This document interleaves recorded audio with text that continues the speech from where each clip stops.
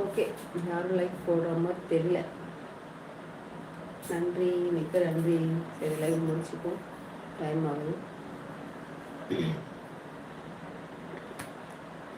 Like like போட்ட அனைத்து நண்பர்களுக்கும் மிக்க நன்றி. கமெண்ட் போட்ட அனைத்து நண்பர்களுக்கும் மிக்க நன்றி. கமெண்ட்டும் போடாமல் லைக்கும் போடாமல் சைலண்ட் ப்ளஸ் பண்ணி டென்ஷன் தந்த நண்பர்களுக்கும் மிக்க நன்றி. எப்படி டைலாக் நல்லா இருக்கா?